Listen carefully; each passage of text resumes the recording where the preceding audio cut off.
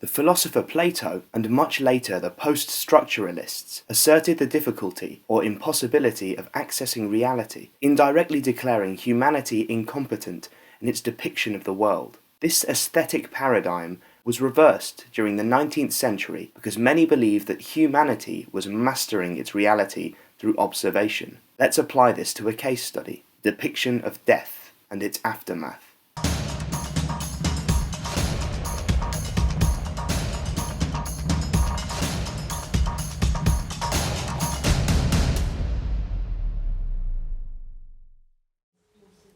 Death is often depicted as being an event without depth. As I mentioned before, when we are dealing with realism, we are dealing with the here and now. But the desire to depict the here and now via representations of death is problematic, subject to our present section. In Western pictorial tradition, death is usually represented as a sacred passage into an invisible world. During the Renaissance, the deceased were often represented in a so-called sacra conversazione, sacred conversation, with the figures of Christ and or the Virgin. Yet once death is contained within the logic of the here and now, of the positivist empirical approach, it is transformed into something altogether different. Death is dragged down to earth. In simpler terms, instead of floating towards the sacred, the deceased is chained to the ground. Look at Edward Manet's Dead Toreador, for instance. The Toreador is lying on the floor. There is no indication that he is floating towards heaven. Initially, this was part of a much larger painting called A Bullfighting Scene, with spectators in the background and this deceased man, or more precisely, Dead Toreador, on the floor in the foreground. By cropping the painting, Manet severed the figure from its context. We are positioned as far as possible from the anecdotal. This is a dead Toreador, or, to put it frankly, a slab of meat. In fact, this man doesn't inspire any more emotion than a cooked salmon in a still life painting. Death is no longer an occasion to celebrate heroes, but becomes instead an observable fact. Mortality is no longer a spiritual passage and no longer heaven's antechamber, nor is it the passage to the other side. Death is just an instant. Here is a painting by Henry Herbert Lethang, The Man with the Scythe. In the background we can see a man at a gate holding his scythe, which could lead us to consider him as an allegory of death. But what becomes more apparent is that he is just an ordinary worker coming back from the fields. In the foreground, we see a woman harvesting vegetables, which are gathered in her apron. Is that a sleeping child in the chair, or is she dead? There is no lengthy drama depicted here, just an instance, nothing more. The notion of an instance appears again in the work of Hubert von Herkomer, born in Germany but brought up in England. His painting, The Last Muster, is in a hospice that looked after veteran soldiers. Un tableau qui représente ces hospices qui accueillaient les anciens combattants anglais et qui les prenaient en charge. Ils sont là. The figures are depicted praying with their heads turned upwards towards the heavens. But upon closer observation, we notice that one man has his head slightly turned downwards. His cane has been dropped and someone is taking his pulse. This is far from the traditional heroism or lyricism usually associated with the representation of death. In this instance, death is just a medical episode, and upon taking the man's pulse, they realise his life is over. I said before that realism's battle really began in 1851 with a burial at Ornans. La grande bataille du réalisme en 1851. This is an imposing painting, measuring 3 by 5 meters, and there is little lyricism to be found in it. Une scène A civic scene, a banal event, a village congregating around someone's death. regroupe autour d'un mort. Hereafter there shall be no more life. On se pose le doute. Was there life after death in this period? Let me remind you that the 19th century was a period of French secularization and desacralization of religious rites. La désacralisation. D'ailleurs, This desacralization had already been addressed by Karl Marx in his Communist Manifesto of 1848, where he declared that all that is holy is profaned. So the once holy Christian gathering became profane. de la scène des funérailles, d'un enterrement, devient profane. In relation to the rite of burial, Pierre-Joseph Proudhon wrote that, "We have lost the religion of the dead. We no longer understand the sublime poetry with which Christianity surrounded it." The cult of the dead was lost. Le culte des morts. And from then on, it couldn't be painted as it had been before. Les The frères Goncourt brothers, French naturalist writers, didn't read Marx, and I seriously doubt they read Proudhon. They were elitists who shared everything, including women. souvenez-vous, même les femmes, ils étaient They wrote together, went hunting together, and hosted parties together. ensemble, ils reçoivent ensemble, et pourtant, But like many from his generation, Jules fell ill with syphilis. plutôt que d'être un petit Edmund recorded his brother's degeneration in his journal without sparing any of the gory details. We learn that Jules could no longer hold up a fork, nor write the painter Jean-Antoine Watteau's name. Edmund meticulously described Jules's state as a doctor might have, with no sign of sentimentality. Et donc, je I was speaking before of the desacralization of the resurrection. est en train de s'installer. Can this dry bone live? Is a title borrowed from the Old Testament. Citation de l'Ancien Testament, Ézéchiel The prophet Ezekiel was in the valley of dried bones, where God had brought him, and declared, "One day these bodies shall resurrect." Yet in Edmund's journal, nothing is less evident. on a toujours les os secs, The soul might be represented by this butterfly, but it could of course just be a butterfly. Yes, a butterfly flies, and this young woman is wondering whether one day this body will resurrect and be brought back to her. We see a bone but no soul, and as long as we don't see the soul, we don't believe in it. So in this positivist century, when there is no seeing, there is no believing. Here is a painting that delicately illustrates the desacralization of society. I could only find it in black and white, despite it being kept at the Met. métropolitaine à New York, sous le In the sun is a 15th century tomb carried by mourners. avec The son tomb is a sacred monument to a recumbent knight and is currently kept in the Louvre. But what is it? Dieu silencieux, il est question d'éternité, un chevalier en position de gisant, priant, un béat, et qu'est-ce qu'on a autour? Un jeune couple qui We fredonne. can see here a young couple flirting and judging by her looks. They are not far from indulging in some salacious activities. Et vous voyez So we witness that respect for mortuary tradition that was no longer on the painters nor the couple's agenda. pardon, on s'adosse They are casually leaning against the tomb, just as one might against a tree. un arbre ou un vague mur. On We est are very far from the spirit of, for instance, this Nicolas Poussin painting, despite the similarities of the two works' iconographic structures. I will be brief with this next painting, despite it being, along with the Mona Lisa, among a select few works that have generated hundreds of interpretations. Similar to In the Sun, the figures here are positioned next to a grave. One man points to the writing on the tomb, which reads, et, Et in Arcadia ego, et aussi, enfin, et and I was, or and I am, although there's no verb to convey both. en Arcadie. Alors, on a pu dire, c'est la figure de la mort qui est ici, This could be interpreted as the deceased saying, I too was in Arcadia, which is equivalent to saying, remember you are going to die. Often this sentiment is called, by art historians, memento mori. souviens-toi que tu vas mourir, c'est ce qu'on appelle un memento mori. Et il y a We aussi should also be aware of its Christian reading. I am God in my celestial realm. Your land is mortal. Abandon the falseness of that realm and join heaven. immortel, abandonner les faussetés de ce monde et monter vers les cieux, etc. etc. En d'autres In termes, short, this painting is associated with a series of metaphysical readings which are completely lost within a positivist interpretation of Poussin's intentions. ici. Alors, As a belief in eternal life declined during the 19th century, mortuary sculpture became a marginal practice. However, it is not the case that all realist painters lacked a metaphysical belief in an afterlife, but rather that as a proper realist, they could not possibly observe the hereafter because it could not be accurately represented. Remember Courbet's words? Not seen, not painted? pain courbé.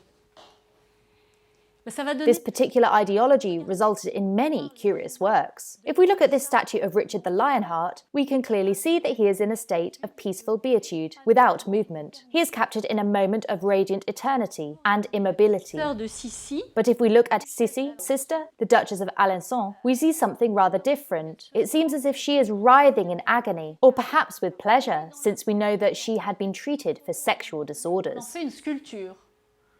On est Regardless, she clearly isn't peaceful and is represented as if in the very real process of dying.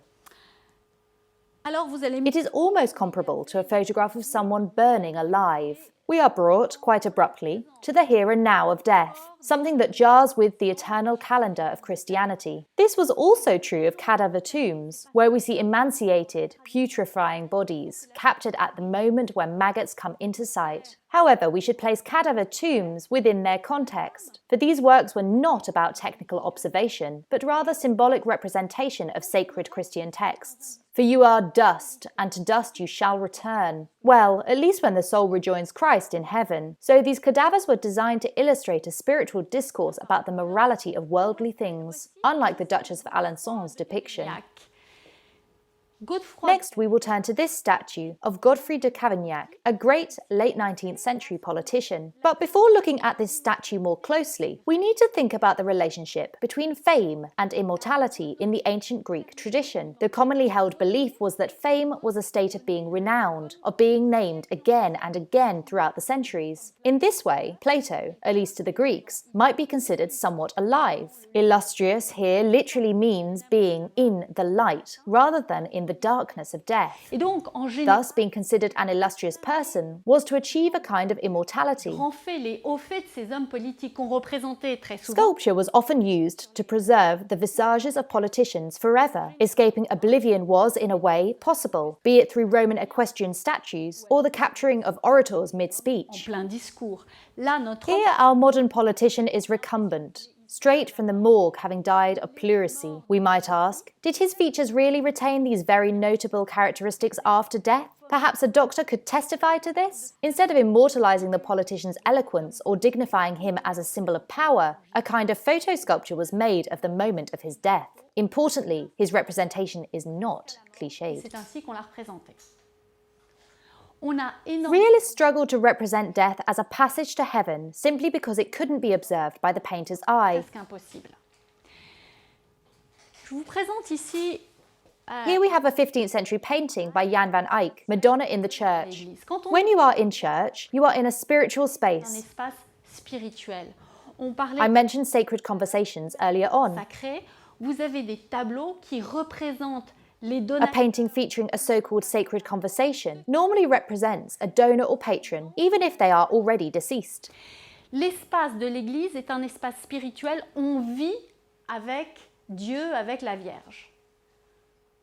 Au 19e During the 19th century, under the dogma of not seen, not painted, it became increasingly difficult to think in this way. I, who never met the Virgin in this space, cannot be painted in her presence. sacrée, ici vous Here avez, you have the Virgin and Child with Canon van der Pijl by Jan van Eyck. il n'est pas At the time of painting, the canon wasn't yet dead. He was Van Eyck's patron, but this painting lent itself to the function of epitaph. It solidified the union between earthly and heavenly realms. By juxtaposing Van der Pijl with the Virgin, the scientific 19th century could no longer paint such things, for God was largely deistic and non-interventionist. on est ici, Dieu est là-haut. Qu'est-ce que ça va We might then ask, what changes did this paradigmatic shift bring to funerary sculpture? curieux. Ici, c'est toujours des comtesses ou des princesses qu'on va voir là. Voici, Let me show you, to begin with, Countess Ada's tomb. on arrive Here, we are not able to detach ourselves from reality. Usually, this type of imagery would be associated with a sacred conversation, that is, an image through which the deceased evolves into the celestial realm. If you recall those church vaults with marvelous blue skies studded with gold stars, in this instance we see a fusion of profane and sacred. But here such a fusion is impossible. The female figure lingers on earth. The sculptor took her bed and placed it in the chapel in such a way that it looks too big. était trop grand. C'est sa Her entire room has been moved into the chapel. There is no space to have a spiritual presence. Et si vous And if you look closer, je n'ai hélas pas trouvé des gros plans du marbre poli. Vous voyez, you can see very detailed and very fashionable lace. In fact, she hardly looks deceased. Her relaxed hands indicate she might just be sleeping. It is certainly difficult to deem her dead from her body alone. It is only the crucifix that indicates her death. donc, Waking the dead is the last visible moment, which explains why realist artists depicted it. Even so, she appears to be clasping the artifact tightly. This was down to earth. No floating, no takeoff, no merging of the celestial with the earthly realms. Même chose. We see this similarly with Sophie Zamojska, here on her daybed, decorated with pom-poms and fine trimmings. Non pas sur son lit, mais sur sa méridienne, avec les pompons, le détail. Elle fait peut-être également une sieste, certes, elle a les mains. She has her hands crossed, suggesting she is dead. But by exhibiting all her frills and lace, it seems that she is far from having a sacred conversation with the Madonna. Donc, The deceased was supposed to be accompanied by Mary in a church. Here the Virgin is indeed present, but just as a painting, a mere decoration in her bedroom. tableau de la Vierge. There is no takeoff, because it is about the here and now. The representation of death in this period, even in churches, is down to earth. Alors là, il y en a The d'autres. death chamber had become a ceremony of social niceties. Everything is frozen in Le sculpture. froufrou, les mondanités, tout est là. Ici, Here vous you have the tomb of Drago at the Père Lachaise, with a weeping relative in the êtes background. sûr, mais je crois, vous It êtes is as if the sculpture had been based on a photograph taken on the very day of the funeral. The realists had moved the European depiction of death far from the notions of eternity and solemnity exuded in medieval tombs. The human subject was no longer immortal, but frozen and static in time.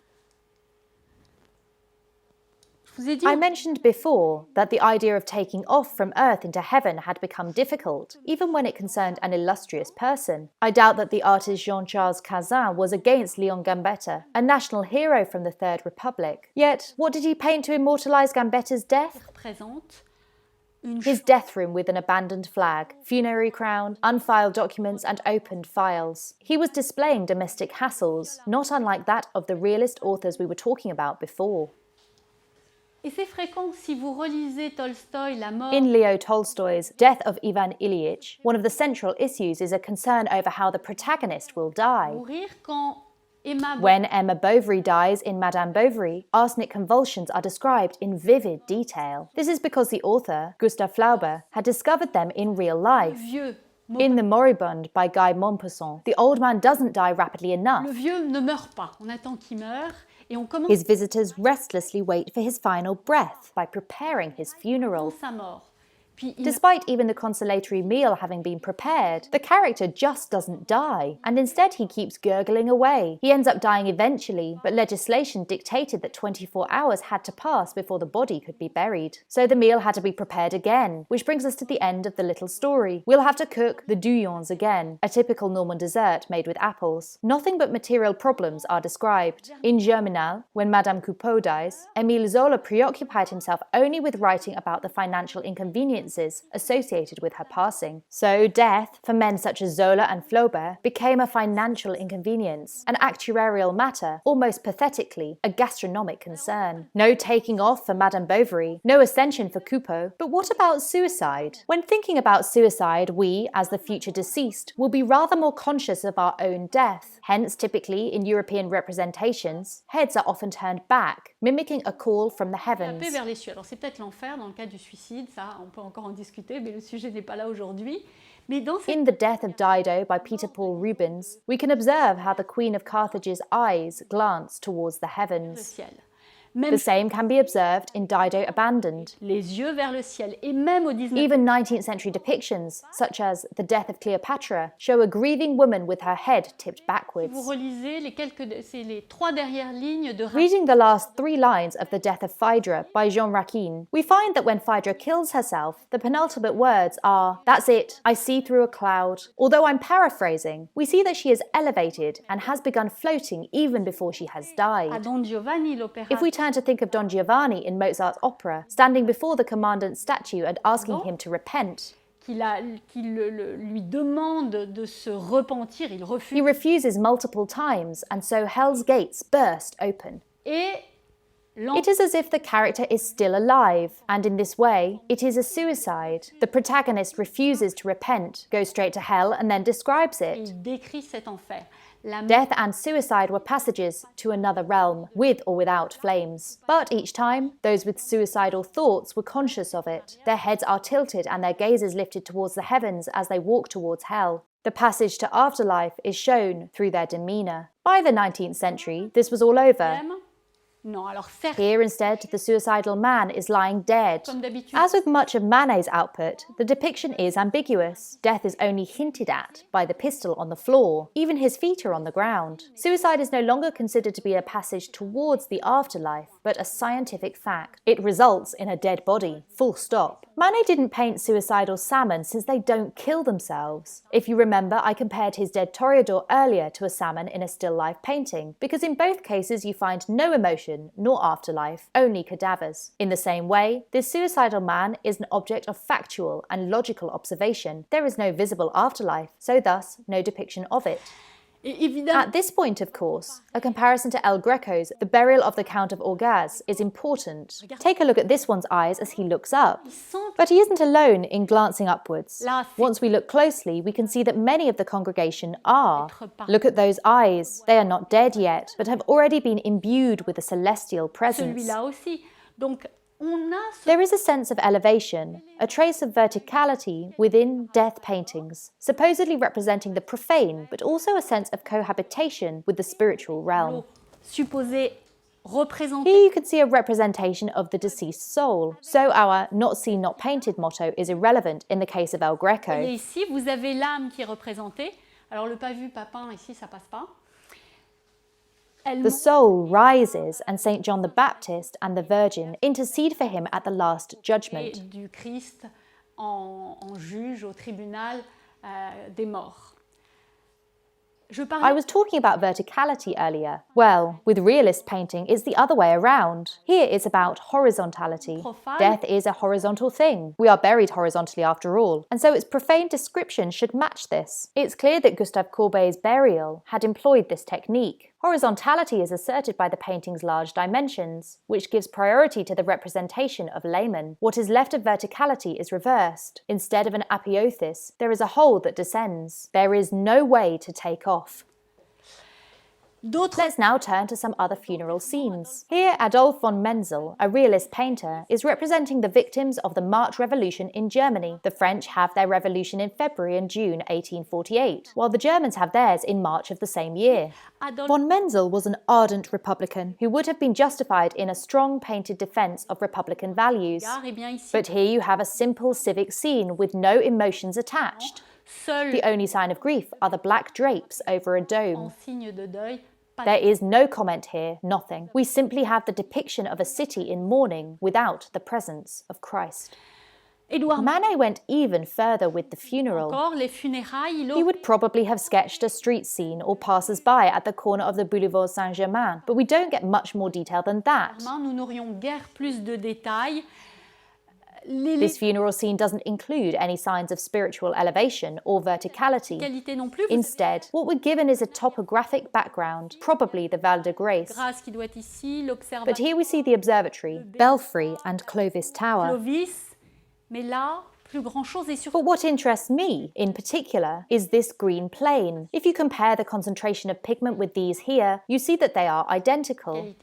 We are given two perfect vertical planes. Traditionally, they would have been far more diluted to create the impression of depth, yet they weren't, which suggests that Manet denied pictorial space by choosing to crush it via his use of colour. Consequently, there is no set place to host his funeral scene. What should have been behind is thus above, depicted with a flatness that was characteristic of Manet's modernism. We don't know who these people were, nor who was being buried, and we don't know why it happened. We can see death emerging as a common event that has been integrated into a topography. Death is now a feature of the landscape, rather than the antechamber for celestial life. What remained by definition linked to the invisible celestial life was religious imagery that artists now had to reinvent, subject to our second section, Christian imagery among realists. It's useful to ask how realists understood and interpreted Christian themes and Christ himself. They were working under very different conditions to that of Renaissance artists, and they were tasked with reconciling positivist methods to biblical demands. Let's begin by looking at Manet's Dead Christ with angels. The angels he depicted in this painting were criticised for being too real and not celestial enough. This is true, since naturalist wings meant that they are more similar to young women than cherubs. He was also criticised for his depiction of Christ's body, which was accused of vulgarity. It was compared to the body of a sooty coal miner. Indeed, Christ's facial expression does not appear to be very holy. And furthermore, his heart is pierced on the wrong side, which, although morphologically correct, is opposed to academic tradition. Il ne l'a pas. Manet painted the cut on the left side, which is more logical, as the heart is on the left. Although to the disadvantage of my interpretation, this is probably not linked to excessive anatomical observation, but rather to replication. Scientifique, c'est surtout parce que il a mis. When Manet reproduced his painting with watercolours, the chest was pierced on the right. Il passe de l'autre côté parce qu'il travaille avec des calques. Mais bon, peu importe. On n'est pas dans la tradition iconographique ici. Ce In mort the case of Wilhelm Trübner's The Dead Christ, we see a man half asleep. pourrait être un homme vaguement endormi, mais en tout cas, il n'y a rien de... There is nothing Christ-like about his position. In fact, it is a very common pose. Yet in terms of realism, it gained credibility as a way of depicting Christ's body. Nevertheless, it's still a dead body like any other at the morgue and is entirely void of life. Mort, Matthias Grunewald's The Isenheim altarpiece depicts a scene particularly representative of Christ's sacrifice. eh bien, vous avez ici ce visage. Here you have a face that, despite suffering, wasn't painted with the intention of visual authenticity, but instead with a desire to match the horrors of the sins absolved by his sacrifice. Du monde. Quand on Eventually, painters were restrained in their depictions of Christ by their empirical ethics. I'll remind you of Courbet's famous statement, "Not seen, not painted." I cannot paint a Christ I've never met since I've never come across him in the street. Therefore, religious scenes had to be drawn from real life. Religious paintings eventually came under the spell of sociological and anthropological realism, and artists started to represent traditional religious ceremonies in a very different way. We spoke before of the desacralization and secularization of society. Although we should not exaggerate the extent of this secularization, for many were still very devout, especially women. Many realist depictions of religious scenes were of devout women. It is not that I want to exclude men from this discussion, but it is simply hard to come by paintings of them in a religious context. Alors, Alphonse Le Gros ici, I found a dozen by Alphonse Legros, but he must have made even more. voilà. Here are his praying women. Vous avez Wilhelm Leibel, qui est un Allemand proche de Courbet. Il était venu rendre visite à Courbet à Paris. Là aussi, And we observe once again how the painter refused to represent what we might expect to find alongside them, a on Madonna. avait traditionnellement, dans les retables, en particulier les retables allemands, le voilà. Voilà. Now, if we turn to altarpieces, we find here a perfect example by Hans Holbein, the great German Renaissance painter. Les donateurs, en présence de la Vierge, Here he depicted the donor next to the Virgin, and you can see the Mayor Jacob Mayer right next to the Virgin, in fact, within the same space. 19e The siècle. 19th century positivist mindset cropped the spiritual and retained the profane. You can almost imagine them cutting the canvas, although in reality they did not. Spiritually they certainly did, just as I have done with the left part of the altarpiece. Retable de gauche. Alors j'en profite. Now let's turn to some church scenes. Here we have Pascal Dagnan Bouveret's Le Pain Béni. Vous avez ici un Dagnan Bouvray qui a gagné et collectionné les médailles. He was a realist painter who won and collected many Salon medals. In Le Pain Béni, we have representations of women of different ages. I mentioned before that in realist painting, there is often still some sentimentality because art often functioned moralistically, to teach people right from wrong. Here's another church scene. Here we see a poor pregnant woman without her husband. Perhaps another moral lesson is underway. We can imagine the father of the child perhaps leading a different woman to the altar. Vous avez ensuite, on passe à la ville cette fois. La Here is a painting of All Saints' Day, L'occasion. a chance to play with contrasts specific to photography, to detail outfits, social niceties, and faces. mondanité. Mais regardez, Look at these extremely well-defined bien faces. défini. Je ne suis pas sûre que la photo ne soit pas passée par là d'ailleurs. Et puis, je vous parlais de As I said before, instead of painting Jesus, they painted observable religious events, pious gatherings in the countryside, and events in Parisian churches. paysannerie chrétienne dans les églises. Eh bien, Jean Barrault, a painter of fashionable women, shows us the bourgeois leaving the church in Neuilly, whilst we, the viewer, enjoy the duplicity of his subjects. Who is she looking at? Has she seen a boy she likes? The exit from a church becomes something profane, the occasion of many social events and gossip. Je vous ai dit, I raised the fact before that France was in a process of deconsecration and modernisation, meaning that it was progressively leaving its religious traditions behind. Therefore, French civil servants were ordered to document and archive dying religious ceremonies, as if they were samples in laboratories. Draftsmen and writers were commissioned to record each region's folklore. The lyrics from songs were recorded and Breton processions were immortalised in paintings. Admittedly, something classical still remains within this painting, especially in in the figure of the beggar. On s'intéresse But this is primarily a visual record of a pardon procession, which has no concern for spirituality. There are no eyes looking towards the sky, and there are certainly no figures floating. It was a realist period, and the salon encouraged realism with its patronage. Similarly, Breton produced a collection of religious scenes documenting the archaic habits of rural Christians through his depictions of Breton pardons, such as erecting a cavalry. Religious painting had become part of a social history program, testifying to what later became invisible.